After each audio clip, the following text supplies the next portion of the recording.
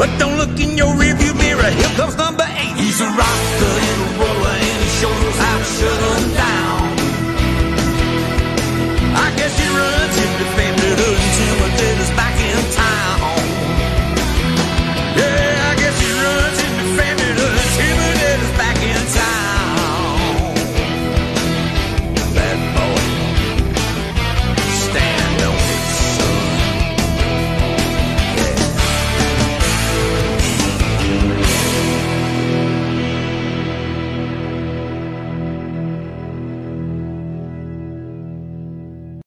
And welcome to the Nasboys podcast.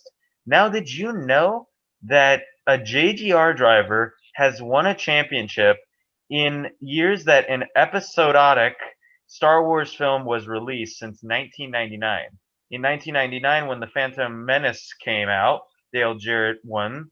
In 2002, Attack of the Clones, Tony Stewart won. 2005, Revenge of the Sith, Tony Stewart also won. In 2015, The Force Awakens, Kyle Busch won. 2017, The Last Jedi, Martin Truex won. And just this past, or 2 seasons ago, The Rise of the Skywalker, Kyle Busch won again. This really brings a whole new meaning to Darth Gibbs. But anyways, welcome to the Nasboys podcast, everybody. I'm your host, Mike, aka Mike Fopfam 101. With my good friend Ryan, aka 3_ Ryan _ W 3_. What's up, guys? Today we are joined with a special guest. He is a kart racer. I don't know if it's professional or semi-professional, but he can clear that up for us. Austin Hawkins, aka Austin Hawkins 018. Hello, thanks for having me on. Yes, thank you for coming on today, Austin. So before we get started, I'm going to ask you a couple basic questions. So this is one we always ask our guests. How did you get into NASCAR? Well, my parents liked NASCAR, so when I was little, I'd see the NASCAR races on, and they just kind of grew on me, and I just kept watching them. That's cool. That's cool. Now I'm going to talk to you about your go-kart career. So how did you get into go-kart racing? Well, like I always watched the NASCAR races, and when I was younger, everyone has the dream to race in NASCAR. So I always kept asking my parents, "Hey, I want to race. Hey, I want to race." And eventually, on my 8th birthday, they bought me my first go-kart, and it just kind of grew from there. I kept getting higher and higher up, and winning more and more races and stuff like that. Now, where would you class yourself exactly? Like I said just a few seconds ago, are you like professional, semi-professional? Like what league do you race in? I wouldn't call it like full-on professional, because it's like the full-on professional is the WK, and they race all around the world and stuff. I kind of base myself more in the US. I go through multiple series. I race in the local club here in Nevada, as well as the KPX out here in Nevada, California. And I do some traveling a lot to just like one-off races in different series. Gotcha. Very interesting.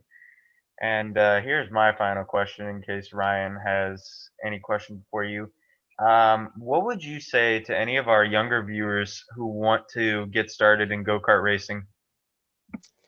I'd say just don't start out at the top. I mean, that gets really expensive. Just ask your parents to buy you a go-kart, find a local track, get out there and run some races, and eventually you'll get noticed by some people, and you could start being able to fund yourself to get higher up through the ranks. And just don't just say, I can't do it, because you can. I guess you could say Right. Everyone always should have a chance. Yeah, I would say that's good advice. And I know I just said I had a final question, but I forgot to ask this. How old were you when you first started? I was 8 years old. Oh, okay. Ryan, do you have any questions? Yeah. Do you have any plans after karting, like when you get older? Any motorsport plans, or what do you want to do? I do want to. I mean, I'd love to get into NASCAR, but that's kind of a long way from where I'm at right now. So there is a college, UNOH, that I'm trying to get into, and they have pathways to like work on NASCAR crews. They like have direct, I can't think of the word, connections to NASCAR teams like Team Penske and stuff, and that's why I have an engineering program there to learn how to build cars and engines and stuff. And I think that would be cool to do. Speaking of NASCAR, have you been noticed by anybody by NASCAR because of your karting? I wouldn't say like the important people in NASCAR. Interesting. There is stuff. So anyway, I'm not allowed to reveal that stuff. There's a certain one, but I'm not allowed to reveal that yet, as of now. Yeah, I know about it. Ooh, very interesting. Hopefully, maybe one day you can go up in the ranks and we can interview you again as some NASCAR driver. Who knows? Yeah, hopefully your race in PA isn't canceled so I can come see you. Oh yeah. All right, now let's get down to normal podcast business. Starting off with the Homestead Miami recap, we're going to do the Xfinity race. Myatt Snyder won that. What's you guys' thoughts on the race? Austin, you can go first. I think it was average race. I mean, I think the end with the restarts, it got kind of crazy there. And I'm kind of happy for Myatt Snyder. I mean, he was able to hold off one of the really good drivers, Tyler Reddick, to win that.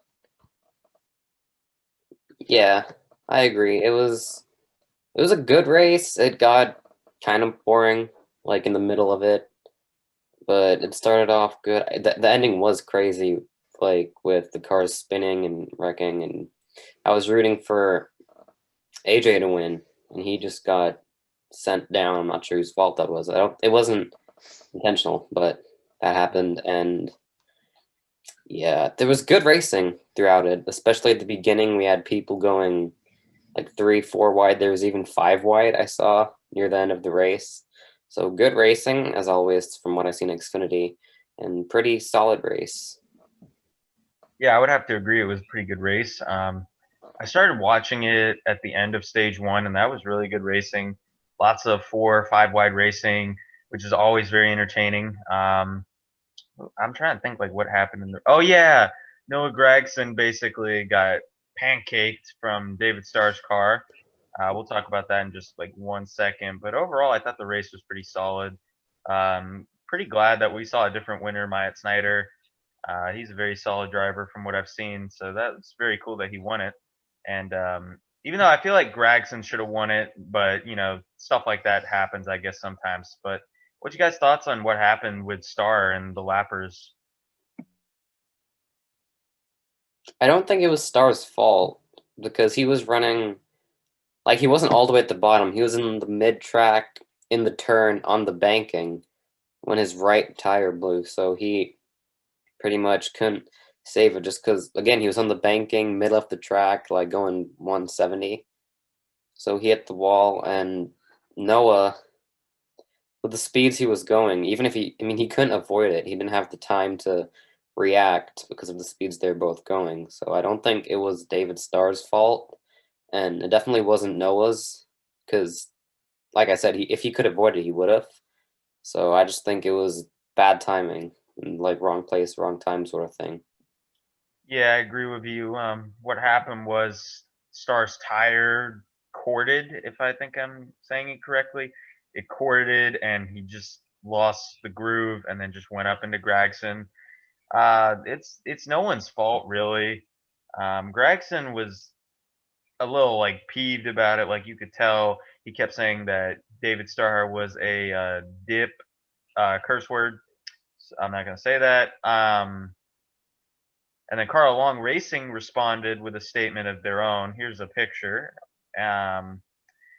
I think that this is just taking it a little too far with whining about it. It happened. I get Gregson's upset.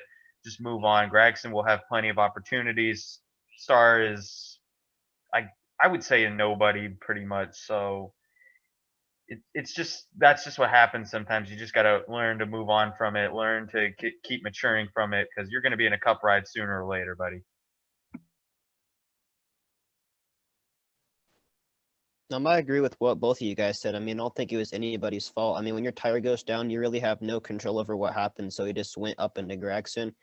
And with how fast you're going, Gregson really didn't have any time to avoid that wreck. So it really wasn't anybody's fault. It's just, I guess, Gregson, like you guys said, wrong place, wrong time. I mean, that crap happens.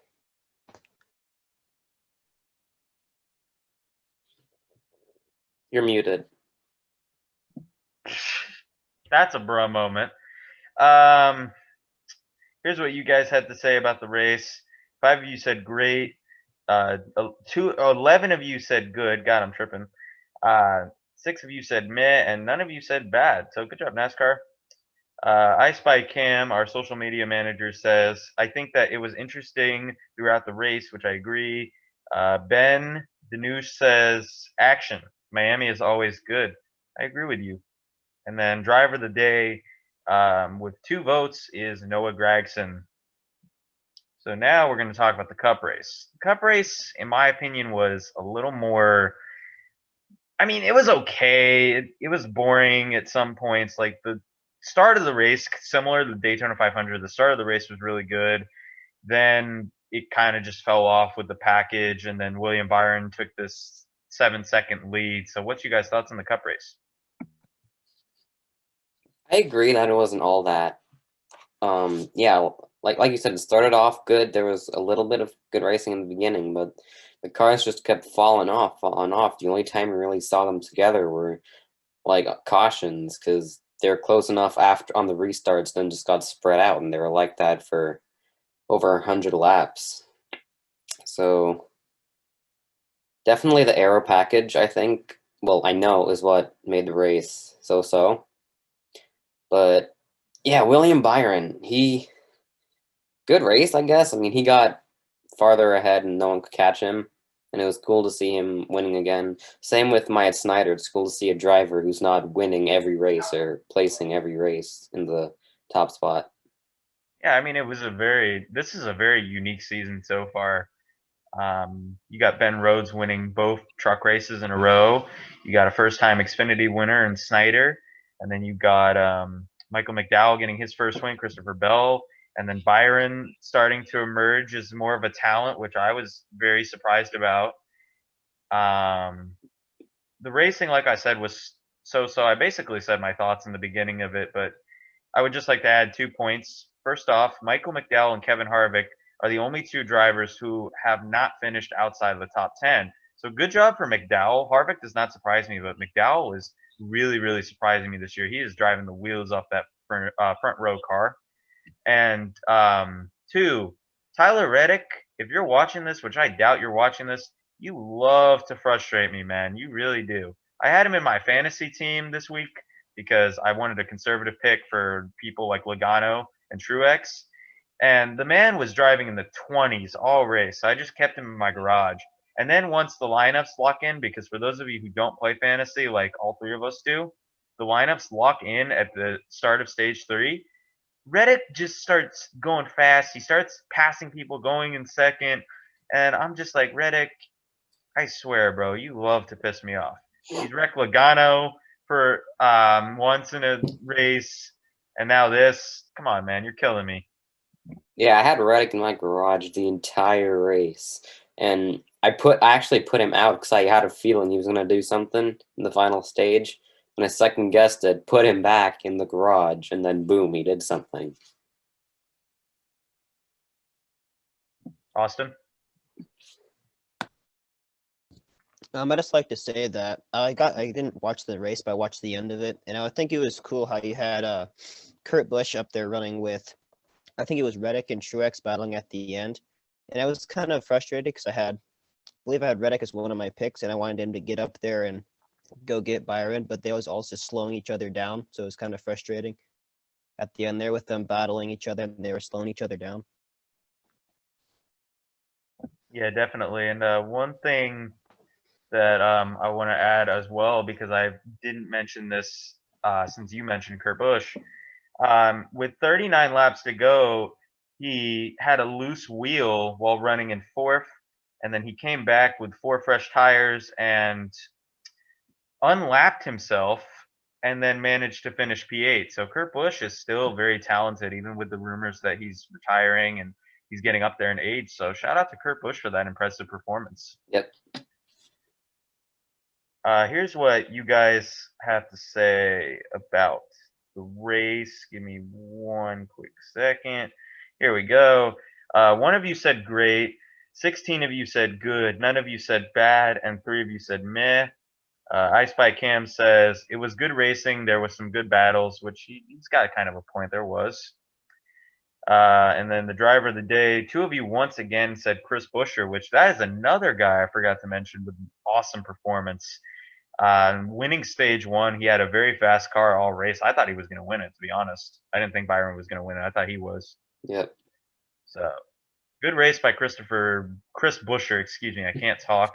Hopefully he does well throughout the rest of this season. All right, that was a little bit quicker. Now let's get into just this one piece of news. Bob Pockris reported that some teams did not really want practice. Like, it was mostly unanimous. I'm not sure exactly, but they didn't want practice due to the travel cost, which is not surprising. What's your thoughts on it? Yeah, I think it was mostly unanimous. There were some teams that still wanted to practice, but I see where they're coming from, like travel costs, and also if you're practicing out on the track, you have the risk of damaging your car. And that would be also more money for them, another car they have to try to fix or get right for the race. So for those not wanting to practice, I see where they're coming from. I mean, they didn't practice last year once COVID hit, and it was still a good season. So, except for Kyle Busch. But yeah, I think that I don't know if it was a good idea. I mean, it's the team's decision. So I'd say I agree with it because of the risks that there are practicing as well as the costs. Yeah, I agree with you. When I thought of it where the team, like smaller teams, for example, like Live Fast, Fire, they couldn't afford to have a car get damaged like that. So I understand why they would want practices. And I've been an advocate for practices and qualifying ever since this whole pandemic started. But now I think that it's a better decision not to do practices, even though I still wouldn't mind seeing practices to make it easier to figure out who is going to win besides, who is good at the track and who sucks at the track. So hopefully practices come back in 2022 and NASCAR can fix the costs a little bit maybe. We'll just have to see how it plays out.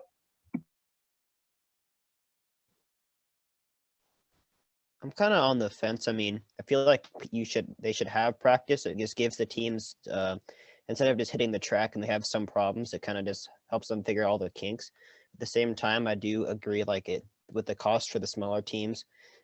I feel like I'm going to go off what I heard from Eric Estep, I believe, where I feel like maybe instead of having multiple practice sessions, maybe just have one 1 hour practice session, maybe on Friday or Saturday, just so they have time to figure out how the car's handling and stuff, just like a little small one.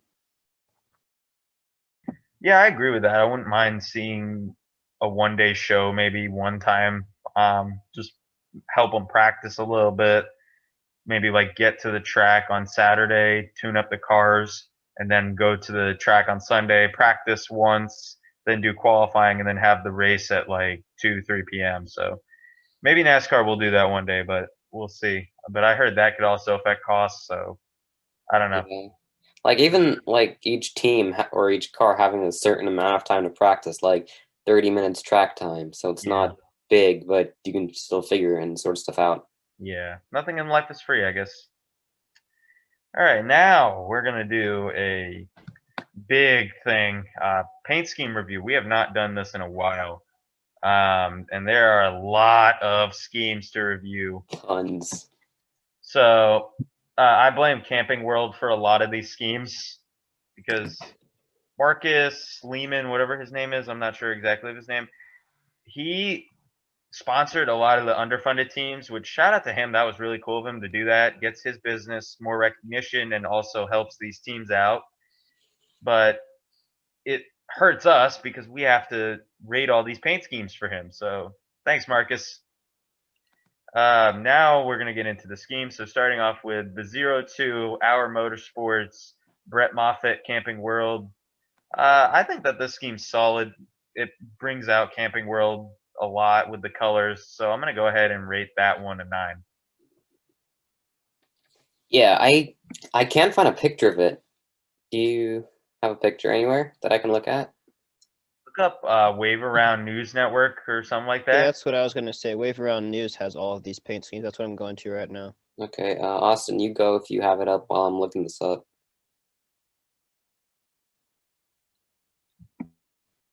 Here we go. I agree with what Mike said. I'm probably gonna give it an 8 out of 10. I mean, it's a good scheme overall. Yeah, all right, here we go. Yeah, I like it. It's different than the like all of the schemes are different, even though they're the same color scheme, and this pattern looks good on the truck, so I'm also gonna give it an 8 out of 10. Secondly is the number one of Haley Deegan's Totter truck. Um, this is a good paint scheme, I guess. It's all right. It's not my favorite paint scheme out there. I'm going to go ahead and give it a 6. Yeah, it's all right. I like the Monster Energy better, even though it's the basic Monster Energy scheme. But this one's okay. I guess it looks good, but I agree it's not my favorite. I'm gonna give it a 5 because I'm not too sure what I think about it really. I'm gonna give it a 5 as well. I mean, I feel like you'd have the dark green Totter on the side, but then you have this like neon green number 1 on the side, and I just doesn't feel like it doesn't match. So I'm gonna give it a 5 out of 10. Yeah, I actually agree with that a lot. That's mainly why I give it a 6. Sheldon Creed, another Camping World truck. This scheme looks pretty good, I would say. I'm trying to find it right now on Wave Around. Here we go. I like how these trucks are different. Like Ryan said, I don't mind this one as much, so I'm gonna go ahead and give that one another 6. Yeah, this I personally like the other one more, the 02. So I'm gonna give this one another 5 actually.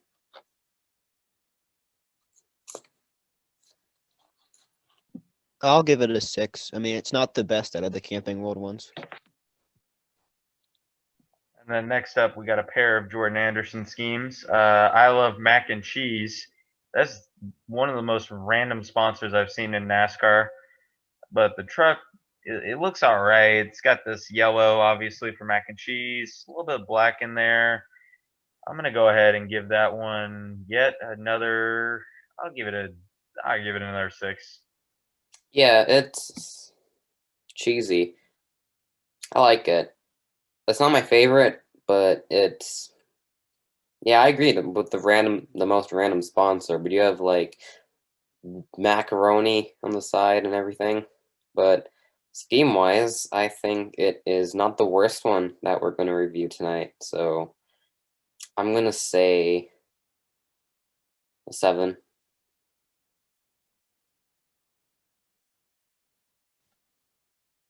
I'll probably give it a 6. I mean, it's random, but I guess it works. And I also like mac and cheese, so that's an extra point there. So 6. Hey, I also like mac and cheese. Same. Next up is Jordan Anderson's Camping World as well. This one looks like what I would expect the series to really look like. It's got a mountain on the side, and then it's got just this nice look and feel of it. I'm gonna give this one a 9. Yeah, I didn't even notice the mountain on the side till you said it now because it's so subtle. It's just the blue is slightly different from the rest of the body. But I agree, it does look like what Camping World should look like.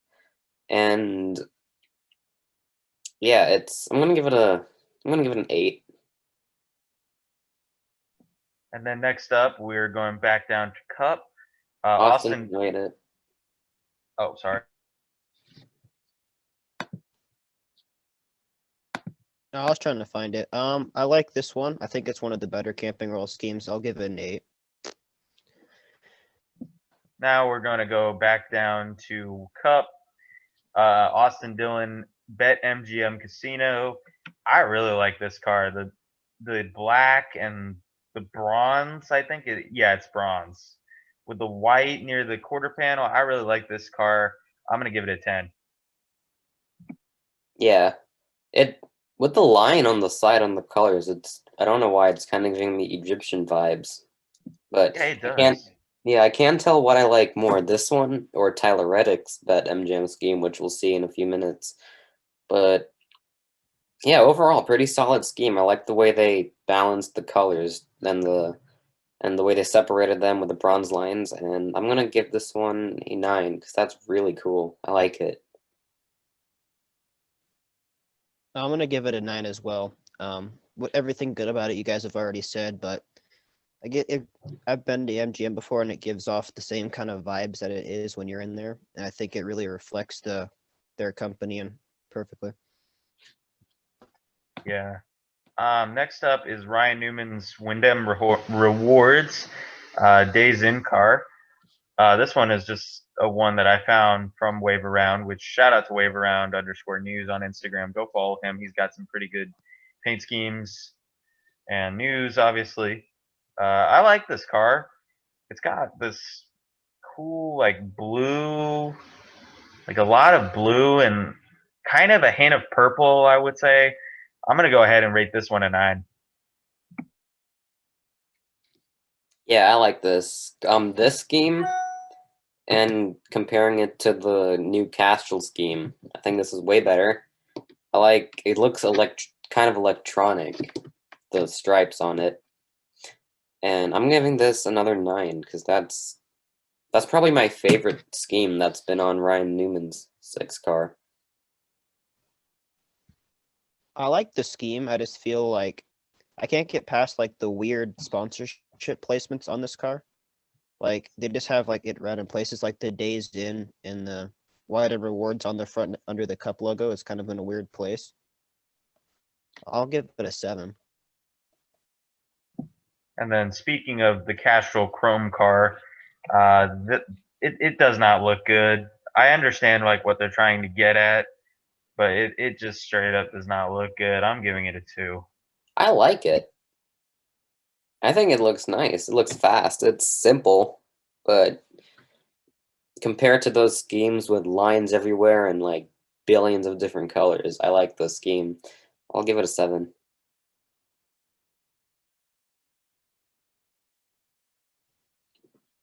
I'll get. I don't really like this scheme. I mean, I'll give it a 4. All right. Next scheme, Corey LaJoy, The Crew. For those of you who have not watched The Crew, or you have Netflix and you haven't watched it, or you just straight up haven't watched it, go watch it. That's a great show. Hopefully they make season 2. But this car looks really nice. It's got like this gray with a little bit of the NASCAR colors. I really like the car, so I'm gonna go ahead and give it a 9. Yeah, this is probably my favorite scheme that we're reviewing tonight. So I'm also giving it a 9. And yeah, about The Crew, definitely watch it. If you were unsure about it, so was I. I've watched it, and it's worth the watch. Comment So down good. below if you want us to do a Crew review. Yep, The Crew review. Nice ring to it. But yeah, for the scheme, one of my favorites. I'm definitely giving it a 9. Yeah, I love the scheme. I do like Mike said. I like how they have the NASCAR colors on the car. I'll give it a 9 as well. This is a really good scheme. And then next up, also Corey LaJoy, we got the Marlin Sports car. I'm not really sure what Marlin Sports is. Is it like a gambling company for sports? Because I know that they're trying to heavily emphasize more sports betting. But I really do like this car. It's a very nice car. I like the burgundy and the gray. So I'm going to go ahead and give it a 7. Yeah, it reminds me of the William Byron scheme. I think the Liberty University. It was, I'm not sure. I'm pretty sure it's that, but it's okay. It's not my favorite, the favorite scheme that I've seen him run this year. I'm gonna give it a 6. I'm looking at it right now. I like the design with like the red and then like the yellow little. Shut up, Alexa. Alexa, stop. I like the white line across it. Probably a 6. I mean, it's not the best we've seen. Yeah, for sure. Next up, I just saw this 07 Joe Graff Jr. Z Grills, OZ Grills, I guess. This scheme makes me hungry. It's got some meat. Pretty much what you would expect from a grilling car, so I'm gonna go ahead and give it a 9. Austin? Sorry, I was trying to find it. I Okay, can't find what it looks like, so I won't rate it. I'll send it to you. I just found it. Yeah. I didn't see it until now, but this is cool. It's definitely a grilling sponsor, grill sponsor. So I'm gonna give it a 7. I really like this car. I like how they implemented like the little meat that they're grilling with the flames. And I like how it's like a realistic flame. I'll give this an 8. I really like this car. Yeah, it looks like actual pictures and not little like sketches. Little cartoon does. things. Yeah. Next up is 1 second. Next up is Corey LaJoie's Built Protein Par. I really like this car. It's got like this comic book kind of vibe to it, with the kind of like the POW logo, I guess, on the side. Nice blue color. I really like the color, and then it's another face car. I'm gonna go ahead and give it a 10. Yeah, I saw that one earlier, and I think I don't have it brought up, and I can't remember much of it. But okay, here we go. Oh yeah, that's cool. I think Corey LaJoie has some of the best schemes this year. Not consistently best, but he's had multiple schemes like this and the crew scheme. So I agree. This is also a 10 for me. I'm gonna give this car a 10. I really like how they went all out with this car with so many different cool little designs, and I like the comic book vibe. And I also love how he has like the whatever this looks like a built bar thing in his mouth on the hood. It's really cool.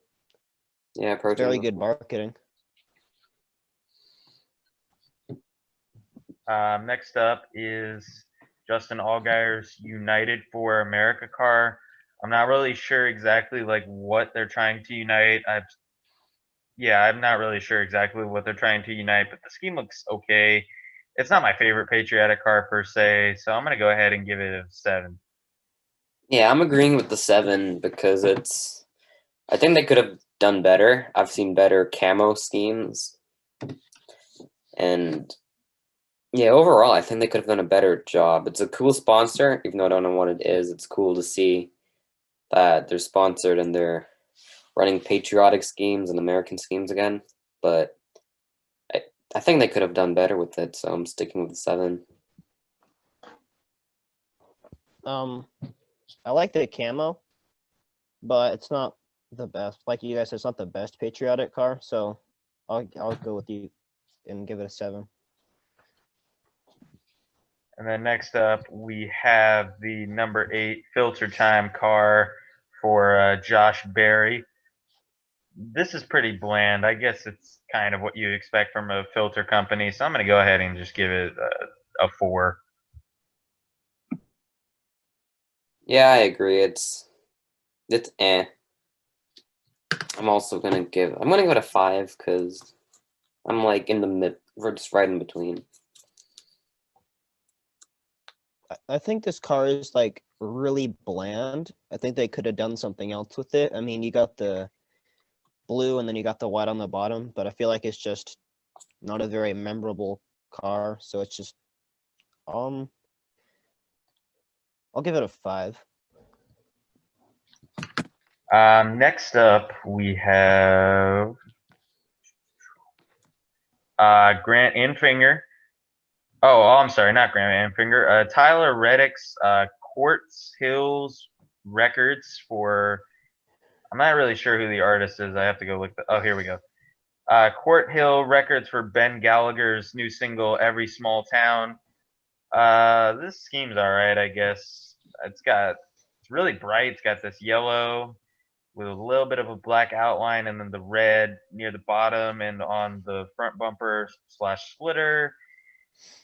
It's just kind of like all over the place, kind of. I'm gonna go ahead and just give it a 6.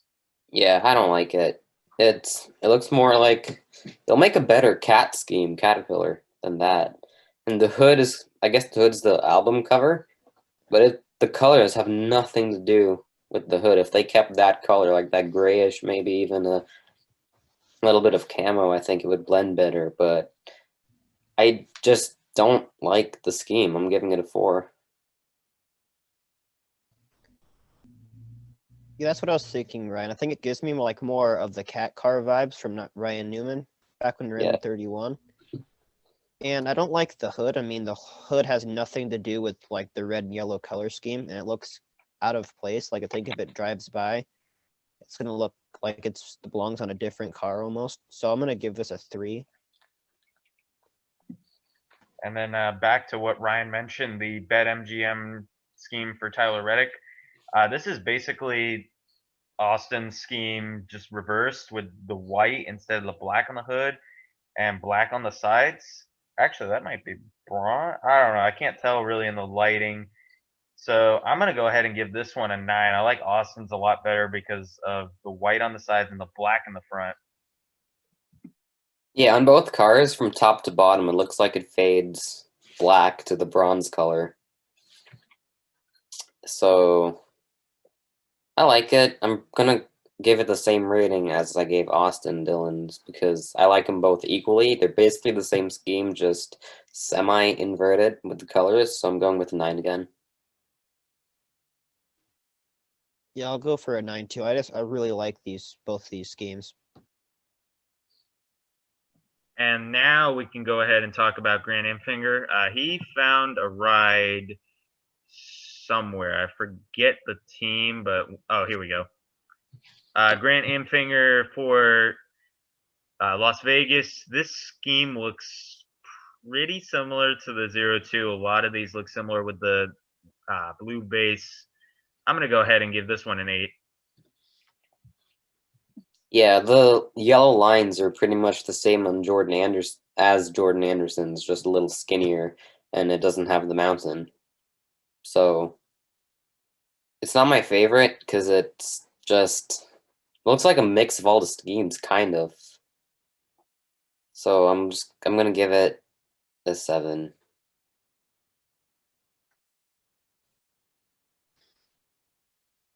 I like all the Camping World schemes, but if I had to rate them all, I think this one would be at the bottom of the Camping World schemes. I don't have much to say about it. I'll give it a 7. And I found the Norm Benning one finally. This one is really boring. It's just basically Camping World, I guess. I'm gonna go ahead. There's nothing even on the tailgate, so I'm gonna go ahead and give it a 5. What number is that? Number 6. Oh, then yeah, I've seen it. It's pretty bland. So I'm also gonna give it a 6. I'm gonna give it a 5 actually, because I'm tied between good and bad. I like this Camping World scheme. I'm gonna go for the opposite of you guys. I really like this Camping World scheme, so I'm gonna give it a 7. And then Actually, we no, got. I'm gonna give it an 8 because it's better than the other one, the 9 car. Sorry. And then now we got Eric Amarola's Smithfield Power Bites.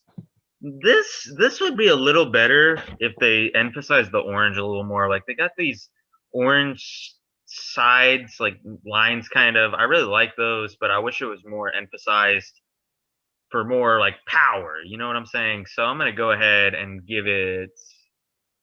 I'll give it a 6.5. Yeah, I like the black and orange, and if they, like you said, emphasized the orange, I'd probably give it like a 9-10. But in its current state, in its final state, I'd say a 6.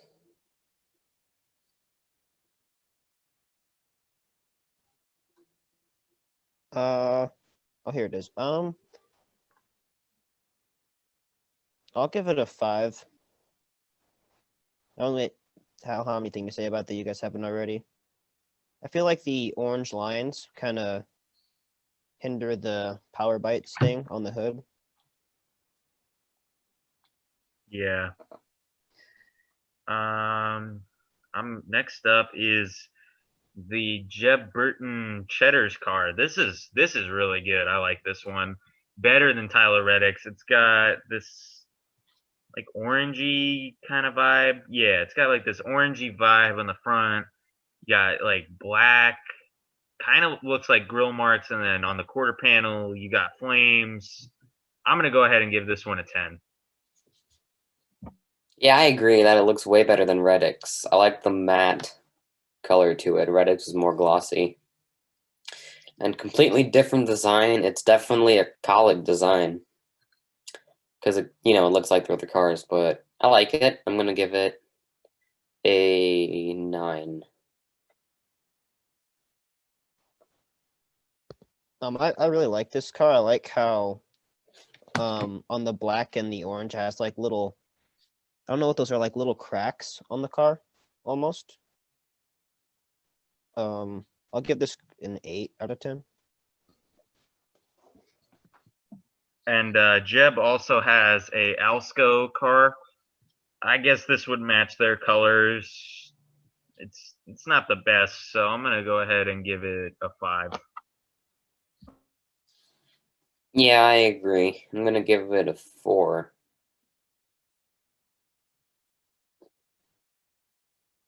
I know this is Alsco's like colors. I just don't really like they used like the yellow and the green. I feel like they don't really match that well.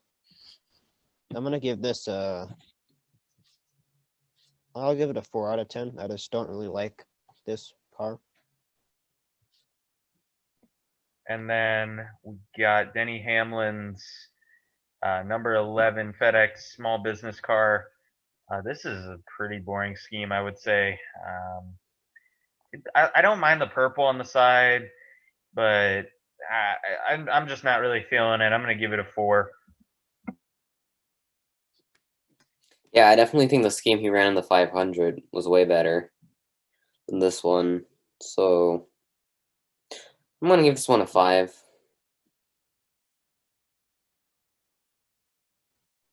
So I like how, you know how Denny Hamlin schemes are always the same. I like how FedEx is trying new things. I just don't really like this specific paint scheme. So I'll give it a 6 out of 10. Yeah, I agree with you.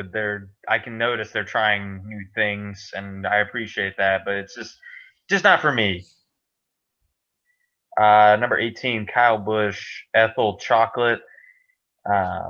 This car looks very simple, but actually nice.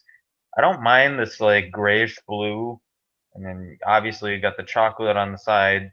Similar to the Joe Graff one, it's actually a picture. It's not just a concept like sketch.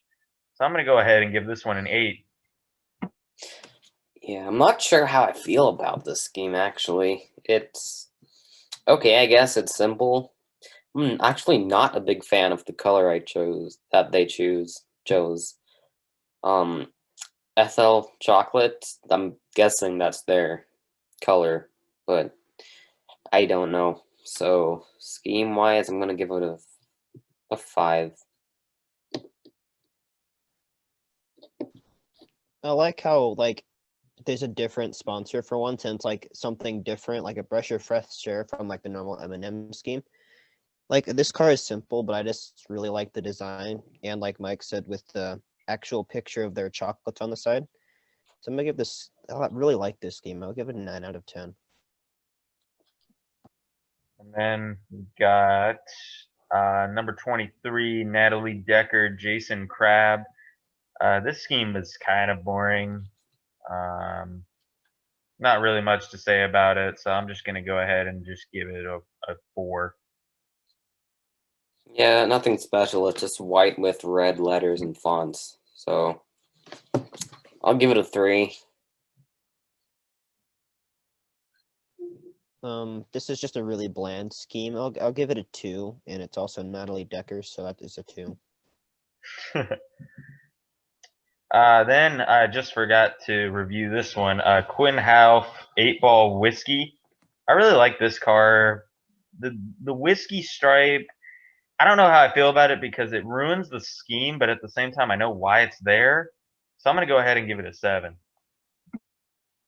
Yeah, I'm also gonna give this scheme a 7. I think it looks nice, regardless of the stripes. I'll give this a 6. I really like how I like the design on the side and the 8-ball on the front. And I just don't like how they have like the white stripes and then they have this really out of place red and orange stripes. Yeah. I kind of get what they're trying to go for, but I just feel like it's out of place on this black and white car. So that's why I'm going to give it a 6. Yeah, exactly. I feel the same way as you. Next up, we got. I keep seeing schemes on his site, and I'm just like, oh, we got to review this. Number 0, Jeffrey Earnhardt, KSDT. I really like this car. It's very simple and nice for a small team. So I'm going to go ahead and give this one a 9.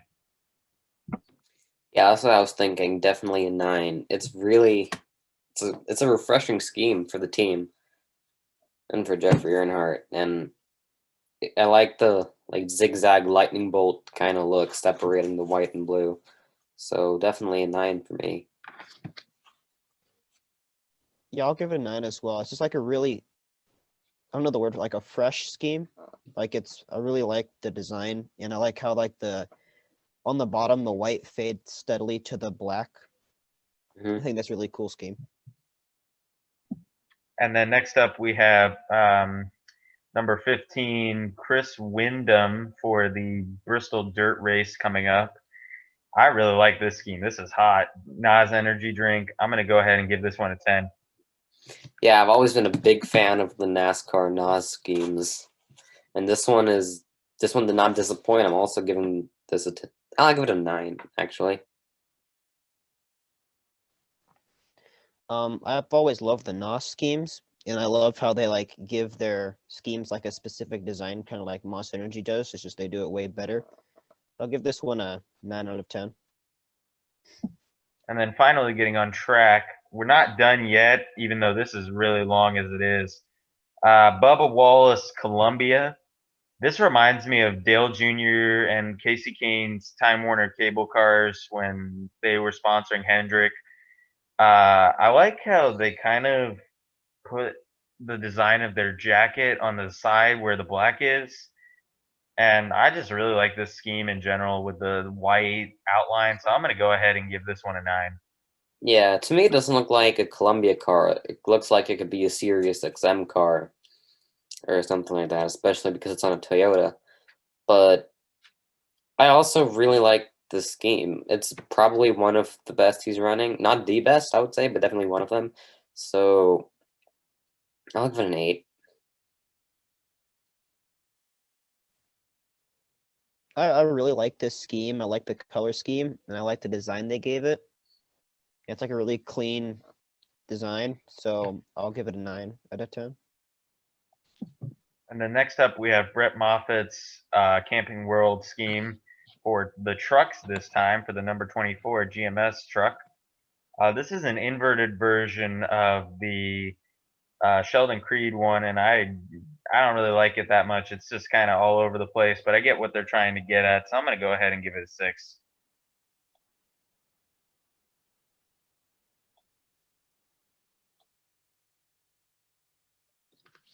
Yeah, I'm also gonna give it a 6. It's really similar to the other one, so 6 for me. Yeah, I'm gonna give it a 6. I like what Mike said, how it's all over the place, and I feel like they're trying to do multiple different schemes in one scheme, kind of. So I'll give it a 6. Next up is Jesse Owuji's Camping World. Not really sure where that is on his page. Oh, here it is. This is not too bad. It's a similar design to the other ones, just with white tailgate. So I'll go ahead and rate this one a 7. Yeah, I'm gonna rate this one a 6 again. I'll give it a 7. It's very simple compared to the other ones, but I think that's a good thing. Next up is the 41 Camping World. I'm not really sure who drives that, so someone tell me. But oh, Dawson Cram. There we go. I found it in his caption. I like this one. It's got this nice yellow pattern with the blue yellow number on the top. So I'm gonna go ahead and give this one I'll give it a 7. What number are you doing? 41? Okay. Yeah, I like this scheme. I like the. It's like we saw in most of the other Camping World schemes, we had curves and half circles, but this one they're like squares and parallelograms. They're not. They're blocks, which I like. So I'm gonna give it an 8. Next up is Harrison Burton's Hunt Brothers car. I forgot to mention this one. And there's another one that I forgot to mention that's out of the number. This scheme looks really nice. I like the white and then the green on the side. So I'm going to go ahead and give it an 8.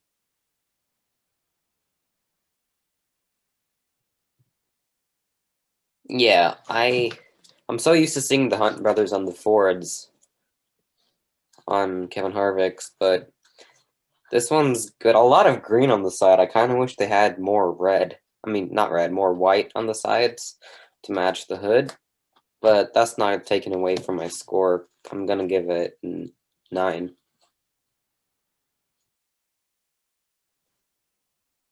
I'll give this one an 8.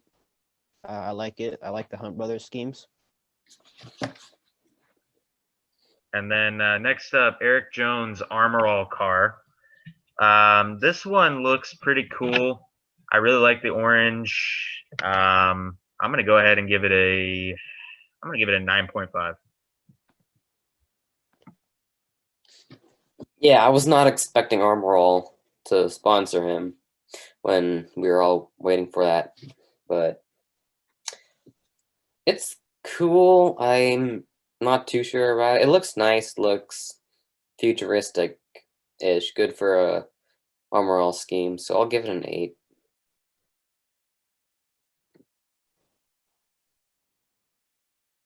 I like this scheme. I like how they're keeping the little petty swoosh there, even though it's a kind of a different paint scheme. And overall, I like the design of it. So I'll give it a 9 out of 10. And then we have the 44 of Tommy Joe Martin's Discover Denton. This car has like its own feel, but at the same time reminds me of Martin Truex Jr.'s Auto Owners car with the colors.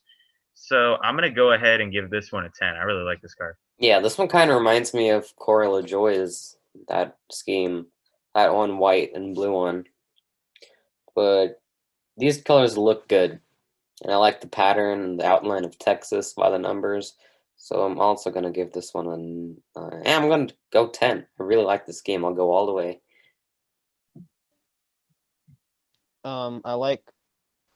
I like this scheme. I like how they have the little cool different designs on the side, and I love how they have the Texas around the 44 and the green outline. So I'll give this one an 8 out of 10. Are we going to do Eric Jones' Medallion Bank? Yeah, let's do that. I'm gonna give it an 8. I think that the car looks pretty sleek. I'm trying to find it again, but I just remember what. Oh, here we go. I think this car looks pretty sleek. I like the white and the blue together. The random yellow swoosh along with the blue swoosh is a little weird. So I'm going to go ahead and give it a 7. I'll give it a 6. Not my favorite, and I agree that the yellow swoosh is kind of out of place. Because the only other yellow we see on the car is in the Medallion Bank logo on the medallion itself. But yeah, 6 for me. So So I feel like without the yellow swoosh, this car would be like an 8 or a 9 for me. But with that included, I'm probably gonna give it a 6 because it's just way too out of place. I feel like if you remove that, the scheme would be a lot better. And then next up, we got the 75 Camping World. I think this is the final Camping World we're going to review. This one also looks similar to what you would expect Camping World to be, but not as good as Jordan Anderson's. So I'm going to go ahead and give this one a 6. Yeah, is the front bumper supposed to be black? I'm not sure. I just saw the side view. Okay, because I'm looking at a picture and the entire front is just black, but I'm not sure if that's supposed to be there. So assuming that it's supposed to be wrapped with the blue, I'll give it a 6. It's pretty bland and doesn't have that much yellow, just 2 yellow stripes on it. So I'll give it a 6. I'll give it a 5. I mean, it's very simple, and I feel like they could have done a lot more, like all the other Camping World trucks. And then the third to last scheme is Chase Elliott's Adrenaline Shock Energy Chevrolet. This one is really hot. I like the red and the black together. Simple scheme. I'm going to go ahead and give this one a 9 for Chase Elliott. 9 for Chase Elliott. Yeah, I'm giving it a 9 out of 9. I really like that scheme. Not much to say. I just love red and black schemes, and that's nice. This scheme is really hot. I'm gonna give it a 10 out of 10. I really like this scheme. Next up is BJ McLeod. I just saw this again. There's some schemes that I keep seeing. I want to stop reviewing schemes, but I just can't. There's another one, BJ McLeod, Traxon.gg. For Miami last week. This car looks ugly. I'm sorry. I don't really like the Miami Vice colors. They kind of remind me of the Miami Heat jerseys in the NBA. So I'm going to go ahead and give this one a 1 out of 10. Yeah, I agree. I'm giving this one a 2, and for pretty much the same reasons that you gave it a 1.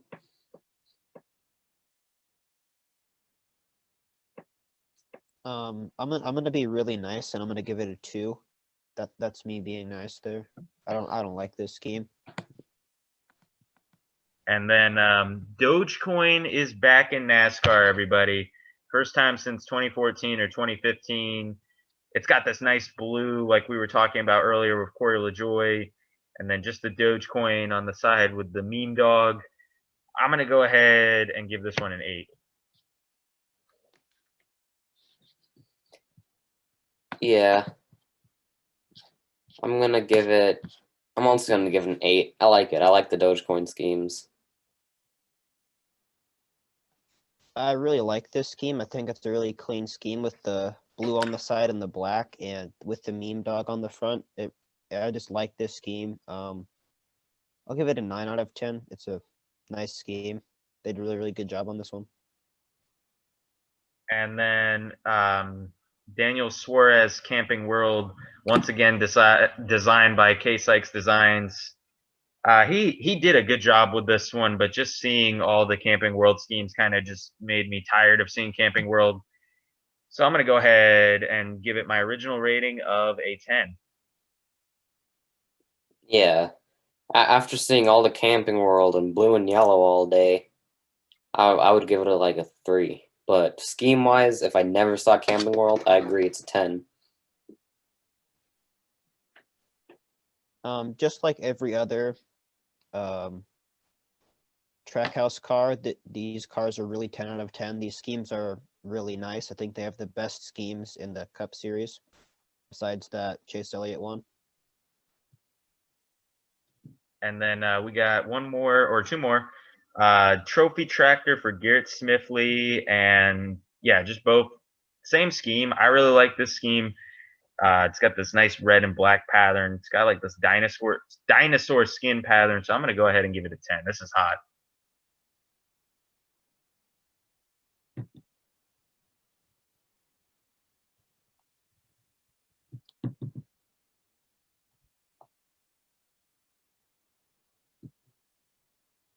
Yeah, I'm also going to give this one a 10. That looks really good.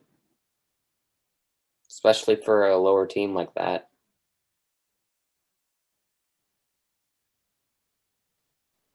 I can't find this scheme, but I saw it a little while ago. I'll give it a 9 out of 10. And Yeah. I guess that's going to conclude the paint scheme review. There's just so many other paint schemes to review. This episode is already as long as it is, so we're just going to cap the paint scheme review off and just go straight into Las Vegas picks. Alright guys, so while I was editing the video for this week, I noticed a couple things. So first of all, while we were recording, we didn't realize that Kyle Busch was racing in the truck race this weekend. So me, Austin, and Brandon, who wasn't present in the episode, as you can see, due to him practicing for his swimming, have changed our picks to Kyle Busch. Secondly, I didn't realize the actual length of the video, and I didn't realize that we actually had enough time for the top 10 list because Austin had to go. So I'm going to just say the top 10 list now and put the clips in this video. So starting out with number 10, Rusty Wallace, Mike Skinner, and Jeff Gordon in 2003. This is an inner liner, a tire within a tire. This is the outer part of the tire. It came off and wrapped itself around the rear end housing of the 42. Guys, turn two, and we had trouble on the racetrack. Rusty Wallace, Jeff Gordon in the 24 car. Bunch of cars, more cars. Mike Skinner. They can't. Nobody can see. There's so much smoke they can't see where to go. Now Ryan Newman in the 12th, he will get this lap back, so he'll be back on the lead lap with a lot of the lead lap cars over there crashed. Oh, they're all wadded up over there. There's cars everywhere. Mostly Mike Skinner, Rusty Wallace, and Jeff Gordon. Larry Foyt is also involved. That was Jeff Gordon. Is that Kurt Busch down against the apron in turn 2? It is. That was Jeff Gordon's radio. He was telling his crew, look, it just wasn't our day. It just wasn't meant to be. I had him in the pool. I had the 97. Matt? And Mike, right before Jeff Gordon said it just wasn't our day, he said, I'm going to take it back to the garage, boys. It looks pretty bad. Yeah, I think all of them are headed for the garage. The 4 cars involved. Jeff Gordon, Kurt Busch, Mike Skinner, and Larry Foyt. Skinner's car might make it back to the garage. Kurt Busch going to make it around, but he's got a lot of damage, and Skinner's car is just wadded up. Busch is going to stay out. They're going to try to fix it for the Las Vegas driver. And I think Rusty he got the blunt of that. He went hard in that outside retaining wall. He's out of the car. You can see him standing there. He's okay. There goes Kurt to the garage. So 5 cars involved. Let's have a look here in turn 2. I think that yellow car on the inside gets in. Yeah, it gets up into Rusty. That's Mike Skinner in the Skinner. And here comes Gordon. He's in the smoke. He has no idea where anybody is, and he gets into the Skinner's car. You know, Dale, that's right there in turn 2. We've seen that a lot. That's what happened with Dale Jarrett and Steve Park. It's like the car in the bottom just can't stick there and gets into the car up above him. Larry, when you enter turn 1 here, you can just really stay in the throttle and carry a lot of speed down into that corner. But right in the center, when the car needs to rotate, if it doesn't cut for you, it slides up a... Number 9, Dale Jr., Brian Vickers in 2005.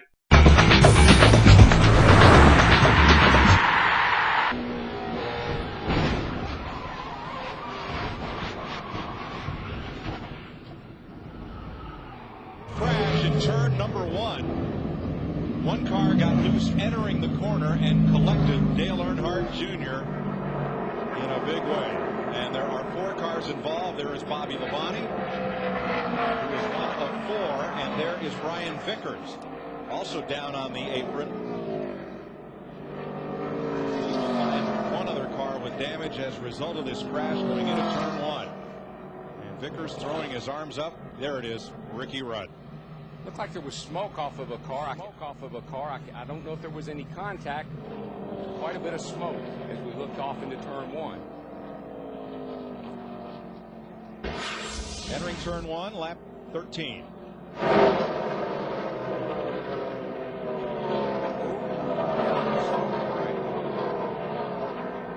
That was a hard lick. It really was. And Junior just tried to move up a little too quickly and caught the back of Vickers' car. Not sure what he was thinking. Turn around and just took us both out, really. Pretty much simple as that. Just made a mistake, and hated for Brian, hated for Hendrick Motorsports and all those guys. Brian looked like he had a good car. We was a little bit loose, but I felt like I was, going to be all right for as far as the race goes. But just a shame. I mean, don't try not to pride myself and make too many mistakes, but made a big one today.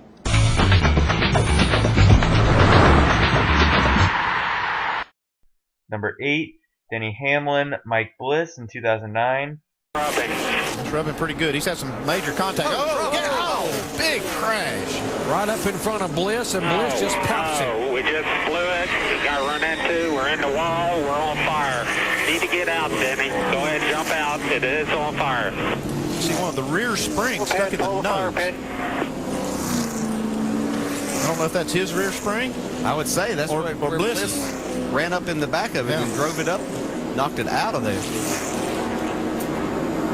Just trying to get it to the finish after making that contact with the outside wall. Yeah. Must have had a tire go down and got in the fence, and poor Mike Bliss, just no place to go. Yeah, he just ran right up in front of Bliss. Bliss is sitting there thinking, what else could possibly happen?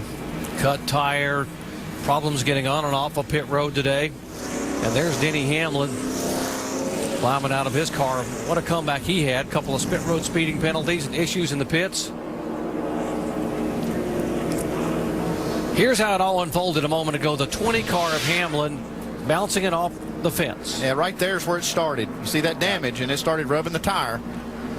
That was just after he had passed Brendan Gaughan. And here's, as he goes down into turn 1, that tire lets go right in front of Mike Bliss. Well, these guys are all racing as hard as they can because there's 5 laps to go, and Mike Bliss just didn't have any idea this 20 car was going to go in the fence like that.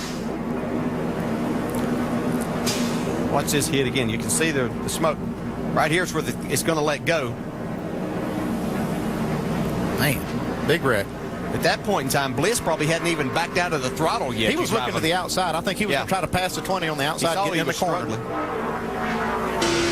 7, Brian Scott in 2012.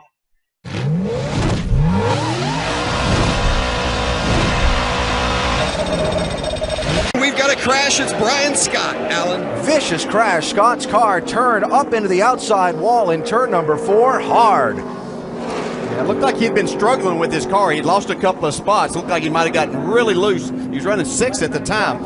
Right side of the screen. We had a car on the outside. That literally sucks your car around. You can see. Man, that's a hard hit.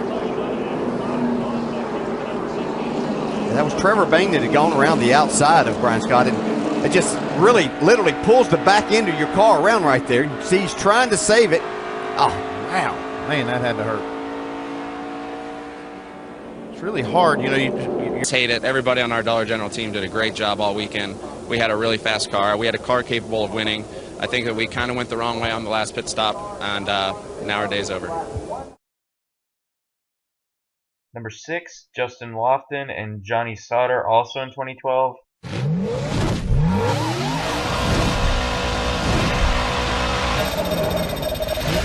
Way up the racetrack goes the 32, catches the 6, and around goes Justin Lofton, hits the 13 of Johnny Sauter. They crash right at the start-finish line, and they catch the 32 of Miguel Paludo. Wow. That was a huge crash. Yeah, and that was a long time in developing, too. The 6 of Justin Lofton got sideways way early at the exit of 4. Just about saved that thing. I think someone clipped the 6 of Justin Lofton. I saw some contact there, and he held on to it forever. And when it finally went away on him, Johnny Sauter just had nowhere to go. Miguel Paludo gets a little bit loose right there. Had a slow truck of Norm Benning ahead. Norm didn't do anything wrong. Miguel just got loose and, wow, right into the side. Almost flipped him over. Yep. Yeah, Johnny was as far down on the bottom of the racetrack on the apron as he could be. Just nowhere to go when Justin Lofton got down there. Look at Jay. You'll know exactly what I'm talking about. We got people out here that just shouldn't be, quite frankly, shouldn't be racing, and that's how I really feel. Was struggling early. He's all the way up to the 13th spot. This is going to be ugly right here. Oh, yeah, the big hit by the 13. I don't think it was actually as close as I probably thought it was. I should have just turned right, put in the fence. But, it was a product of hard racing. Me and the 32 are racing hard. We had the 57 up on top of us, and I think we were both fighting for the same real estate to try to get through there. We had a great truck. You know, really happy to have all the people from the Imperial Valley on board with full plate, and a bummer it had to end this way. I really think we had something to win this. Number 5, Austin Thurrott and Tyler Reddick in 2015. Number 4.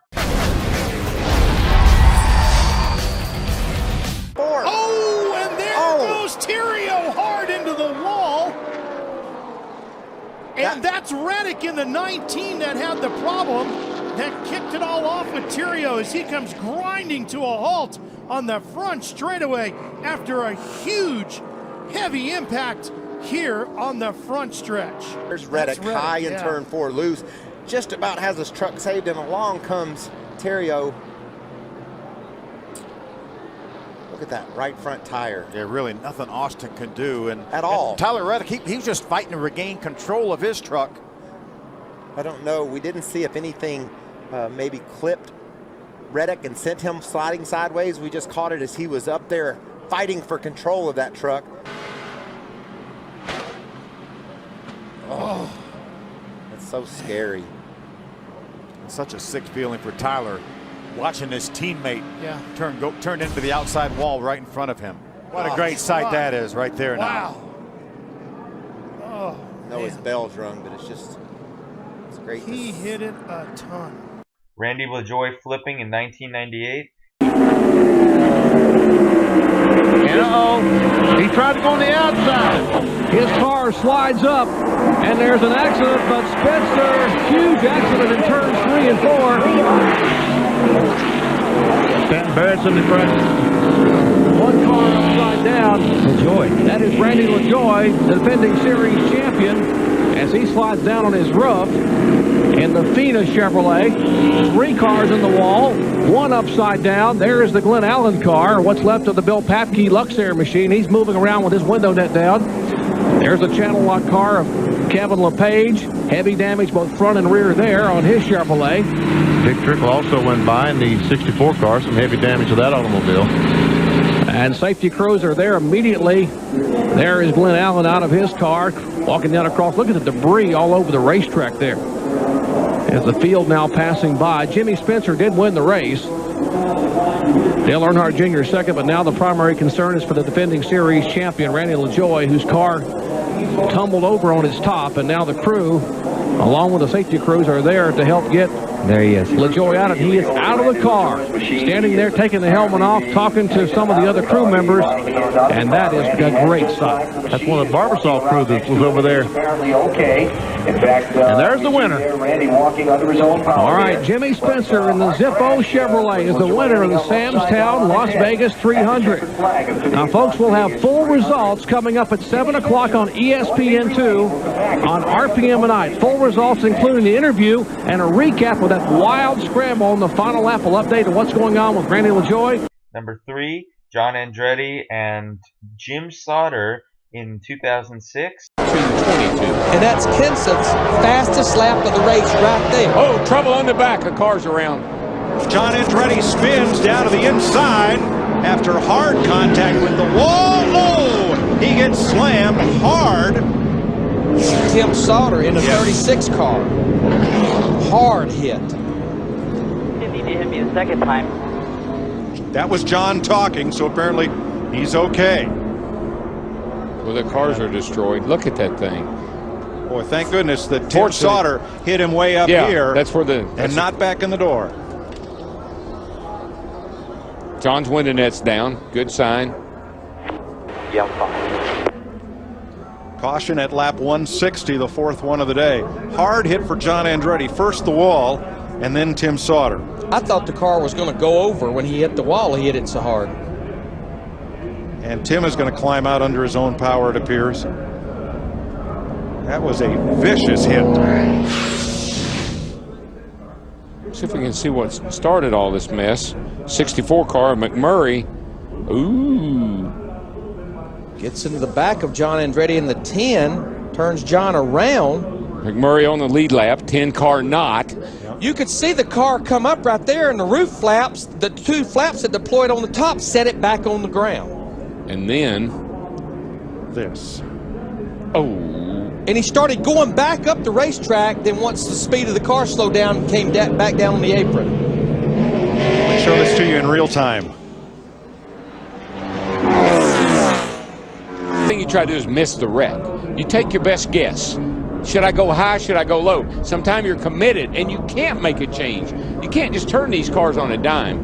And all of a sudden you realize I'm in trouble. You go for the brake, and it's the worst thing you do. And the car slides down in front of you, bam into it. And Mike, he very well probably was out of the throttle, but remember, at the end of that back straightaway, you're running 170 or better. Even out of the throttle, you're probably still 140 or 50 miles per hour. Yeah, the TV just does not do it justice as how fast and how quickly you're closing. We heard John Andretti say he was okay and dropped the window net. We just saw Tim Sauter walk to the ambulance. They are okay. Their cars are not. Fourth caution flag today. Kevin Harvick, Matt Kenseth, Casey Kane waiting to settle this. Number 2, Jeff Gordon and Matt Kenseth in 2008. Jeff, 5 to go. Green flag. Whoa, Junior didn't go. He did not get a good restart. Matt Kenseth took advantage of on the high side. There goes Gordon on the inside. They're going to split him going into one. Boy, I think Junior may have spun the tires, Larry. And what a break that was for Gordon, but look on the high side. Oh, Gordon comes up. Oh, he got Kenseth. Oh, and there goes Jeff. Jeff's in the inside wall, hard into the wall. Caution will wave. Caution will wave. The field is frozen. We'll be coming back to 4 to go. That was, and he almost got clipped again. I told you, it's a crapshoot. Cautions breed cautions. So we're looking at Jeff Gordon. You can see he's already taken his steering wheel off. He's letting his window net down. That's the whole radiator out of the 24 car. The entire radiator. That car, that just knocked knocked the whole nose off. And look where it's at in relationship to the car. Last week we saw a guy get his carburetor knocked off. This week we see a guy get his radiator knocked out. What happened to Carl Edwards and Brad Keselowski yesterday on the front stretch has now happened in turn 2. Jeff Gordon trying to hold the bottom, and he and Matt Kenseth get together. Watch the 17 and 24. It all started with this restart. I mean, this gets everything bottled up, and now it's just like a real rat race down here into turn 1. Jeff's on the bottom. Here comes Matt up on the outside. I think Jeff just shoves up right there, gets into him ever so slightly. And look at Greg Biffle slide by, but that inside lick on the inside wall is what tore Jeff's car all to pieces. They're going to stop the field in turn 1 so they can clean up turn 2. There's another torn up. No. And Jeff did. And number 1, Shane Hall's testing crash in 2000. This list, as all of our top 10 lists, are made by the one and only Savage NASCAR, who was also not here because he had stuff to do. Anyways, back to the video, and once again, if we say different picks just for the truck race, just ignore them this weekend. So for the truck race, I'm going to go ahead and say I have no pick for the truck race, so I might just copy off one of yours. So you guys go ahead. Austin, you're the guest. How about you go? I don't really know. I don't watch the truck series at Austin, so I don't know who's good at Vegas. But I guess I'll go with the most hated guy in the truck series, Ben Rhodes. I don't know. He just won the last 2 races. You know what? This guy popped in my head. I'm gonna go and say Austin Hill. That would be nice if he wins. I'm gonna say Sheldon Creed. And then for Xfinity Series, I'm going to go ahead and say that Harrison Burton. Why not? Harrison Burton wins. I'm going to say Brandon Jones wins.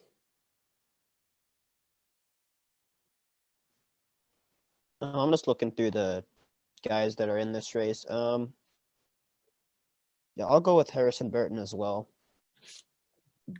And then finally for Cup, Joey Logano is a solid pick here, but 3 in a row is just so hard to get. So I'm going to go ahead and pick Kevin Harvick. Yeah, that's who I have picked too on my fantasy.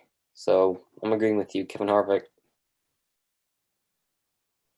I'm tossed up. I have Joey Logano on my fantasy, but like you said, he's 3 in a row is hard. So I'm on the fence between. Yeah, I'll go with Joey Logano. All right, and that is going to conclude this very long and somewhat unorganized episode of the Nasboys podcast. Thank you guys so much for watching. Make sure you guys join our fantasy league, join our Discord server, follow us all on Instagram. Thank you to Austin for showing up here and doing this episode with us. Make sure you follow him on Instagram as well. Comment, like, and subscribe, and I will see you guys in the next episode. Peace. See you guys. Bye, guys.